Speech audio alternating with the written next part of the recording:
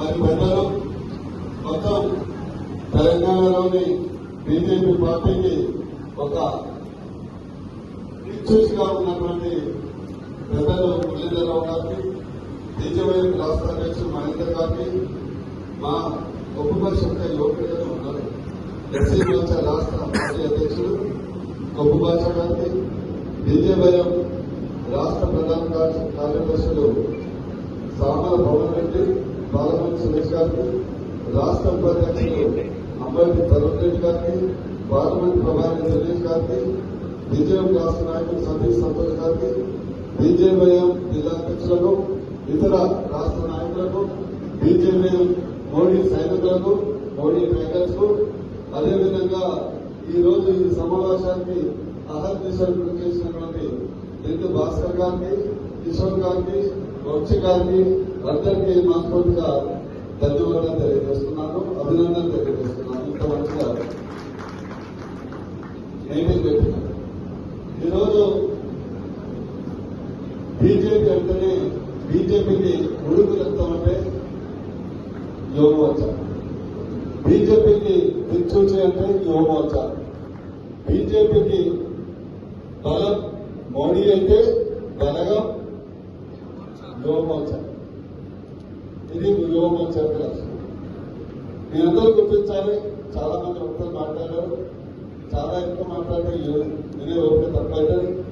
అసలే నీకు ఆపుతుంది జనరల్ మాటలు తక్కువ ఉంటాయి. నేను ఆపరేషన్ చేసే డాక్టర్ కాబట్టి కోతలే ఎక్కువ ఉంటాయి కాబట్టి దయచేసి ఇతర వక్తలతో నన్ను కంపేర్ చేయకండి. నేనంత సాఫైన వాసి నాకు ఉండదు. ఒకటి మాత్రం గుర్తుపెట్టుకోవాలి, 100% ఈ పార్లమెంటులో అత్యధిక సీట్లు, డబుల్ డిజిట్ సీట్లు బీజేపీ గెలవబోతుంది. ఈ ఎన్నికల తర్వాత భువనగిరి పార్లమెంటు, భువనగిరి కోట మీద మీ అందరి సమక్షంలో కాషాయ జెండా ఎక్కడ ఈ రోజు చూస్తున్నాం. గతంలో కనుక మనం ఉద్యమాలు చేసినాం, తెలంగాణను సాధించుకున్నాం. కానీ తెలంగాణ సాధించుకున్నాక మనమందరం కూడా బీజేపీ పార్టీ యొక్క ఆశయాల ద్వారానే ఈ యొక్క తెలంగాణను సాధించడం జరిగింది. కానీ గుంటలక్కలాగా ఎదురు చూసినటువంటి కేసీఆర్ ఎవరైతే ఉన్నారో ఈ తెలంగాణ మొత్తం కూడా నేనే సాధించి పెట్టినా అని చెప్పేసి మన రాష్ట్ర ప్రజలందరం కూడా మభ్యపెట్టడం జరిగింది. మిత్రులారా, ఈరోజు మిమ్మల్ని అడుగుతున్నాం, తెలంగాణ సాధ్యం అనేది కేవలం టీఆర్ఎస్ పార్టీ లేకపోతే కేసీఆర్ తో మాత్రమే దక్కదు. తెలంగాణ సాధనలో అనేక మంది విద్యార్థులు బలిదానమైనారు, అనేక మంది యువకులు బలిదానమైనారు. వారి యొక్క బలిదానాల వల్లనే ఈ రోజు మన యొక్క తెలంగాణ అనేది సాధ్యమైనది. కానీ అలాంటి విద్యార్థుల యొక్క బలిదానాలపై నమ్మిక వేసుకొని కూర్చున్నటువంటి కేసీఆర్ ఎవరైతున్నారో 10 ఏళ్ల పాటు పరిపాలించి